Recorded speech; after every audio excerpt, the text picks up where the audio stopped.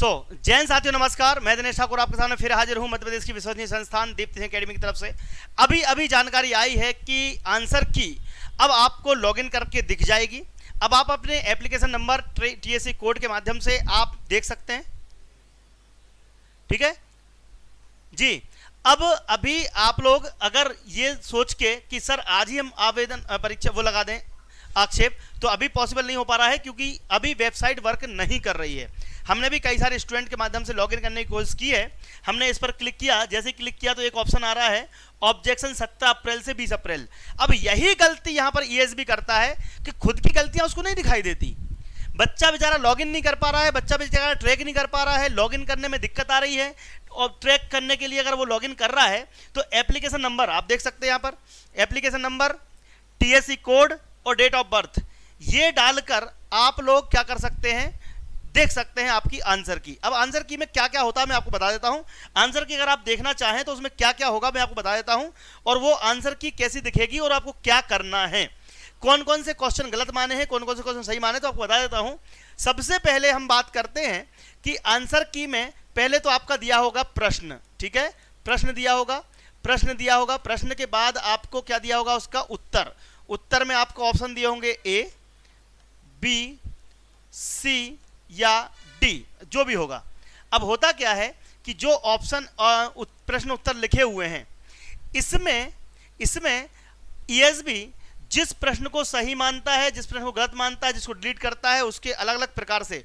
तो अभी डिलीट वाला ऑप्शन नहीं दिखाई देगा। क्यों नहीं दिखाई देगा? क्योंकि अभी आप केवल आपने जो अटेम्प्ट किया है वो ठीक है, एग्जाम्पल कि आपने ये वाला अटेम्प्ट किया है, आपने जो अटेम्प्ट किया है, ठीक है, वो उसका ग्रे कलर आता है। जी हाँ, ग्रे कलर आता है। और जो सही माना है वो आपका हरा कलर आता है। कौन सा आता है आपका?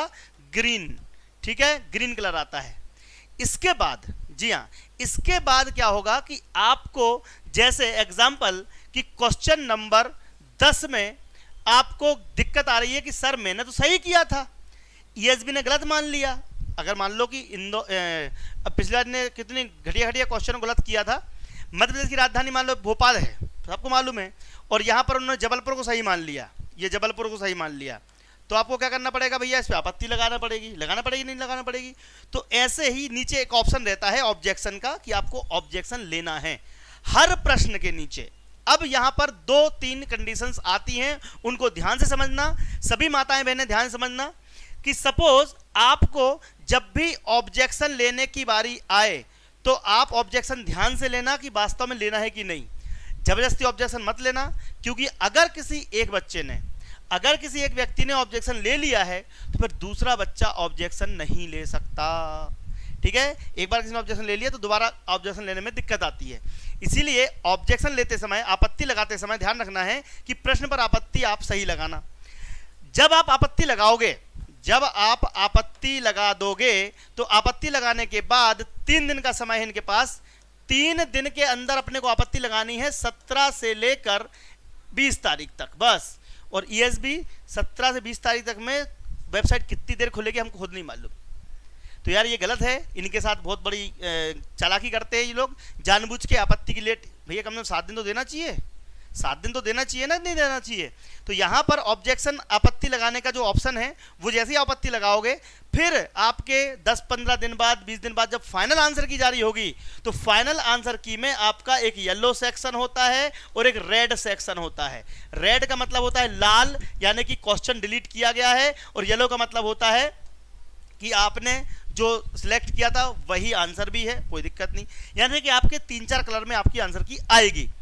अभी केवल आपको इतना करना है, हमने वीडियो इसलिए बनाया है कि 3 दिन के अंदर आप लोग को करना क्या है, 3 दिन के अंदर आप लोग क्या करना है, इसमें लॉगिन करके आपको आपत्ति दर्ज करना है। हम भी ट्राई कर रहे हैं, सभी लोग अगर कोई आंसर की आए जिसके पास, उसके स्क्रीनशॉट हमारे नंबर्स पर भेज दीजिएगा और हम भी पता करेंगे कि आंसर वास्तव में सही है या गलत।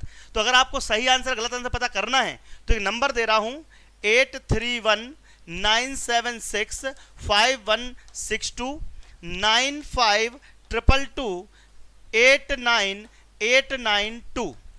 अगर आपका रिजल्ट खुल जाए, ओपन हो जाए, तो किसी प्रश्न पर आपत्ति लगानी है कि नहीं लगानी है, हमारी जो टीम है वो आपको बताएगी। तो व्हाट्सएप पर आप मैसेज कर देना, फ़ोन मत लगाना कृपया करके, इतने फ़ोन आते फिर दिक्कत हो जाती है। आपको व्हाट्सएप कर देना है इन नंबर्स पर, आपको किस पर आपत्ति लगानी है या लगा दी है, कौन सा क्वेश्चन उन्होंने गलत पूछा था, ये सारी चीज़ें। तो आप लोग इस पर हमको प्रश्न भेज सकते हैं, ठीक है। ओके, आप लोग इस नंबर पर प्रश्न भेज दीजिए। जिन्होंने आपत्ति लगानी है या लगा दी है, आप स्क्रीनशॉट मुझे भेज दीजिए। हमारी टीम स्क्रूटनी करेगी और आपको बताएगी कि वास्तव में आपत्ति का सोर्स क्या होना चाहिए। और देखो, आपत्ति लगाते समय एनसीईआरटी की किताबें, गवर्नमेंट अप्रूव्ड बुक्स का ही रेफरेंस देना, ठीक है। किसी भी कोचिंग संस्थान की बुक का रेफरेंस नहीं माना जाता है, ध्यान रखिएगा। किसी भी कोचिंग संस्थान की बुक का रेफरेंस नहीं माना जाएगा, ध्यान रखिएगा। फिर से बता रहा हूँ, आपत्ति लगाते समय इस चीज़ का विशेष ध्यान रखिएगा।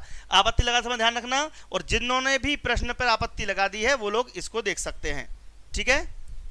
ओके, रेडी, कुछ बात करनी, ठीक है। तो इसको अपन समाप्त कर देते हैं। नहीं, अभी भी हो रही होगी, वो क्या थोड़ा सा ऊपर नीचे कर देता है ये। अच्छा, अगर आप लोग के नंबर कम आए तो घबराना मत, एक और नई परीक्षा आई है, ठीक है, जो कि है आपकी छात्रावास अधीक्षक की। हमारी टीम ने रेडी कर दी है। प्ले स्टोर पर जाइए, दीप्ति एकेडमी के माध्यम से आप अपनी तैयारी कर सकते हैं। अभी 1500 रुपये का कोर्स मिल रहा है छात्रावास अधीक्षक का, वो भी आप लोग ले सकते हैं। और किसी को भी समस्या हो हमारे नंबर्स पर व्हाट्सएप कर दीजिएगा। ये बहुत अच्छी भर्ती है, इस पर हम चर्चा करते रहेंगे। जय हिंद, जय भारत। वीडियो को शेयर कीजिएगा। और अभी वेबसाइट में समस्या आ रही है, जैसी वेबसाइट खुलेगी अगर आप लोग को कोई भी आपत्ति दर्ज कर देते हो तो आप हम लोग को जरूर भेजिएगा, ठीक है। अभी लॉगिन करने में प्रॉब्लम आ रही है। जय हिंद, जय भारत। आपका दिन शुभ रहे, धन्यवाद। हम आपकी हेल्प करेंगे, कृपया करके मैसेज जरूर करें आपके नंबर्स और आपके जो स्क्रीनशॉट क्वेश्चन के। थैंक यू, भेज दीजिए।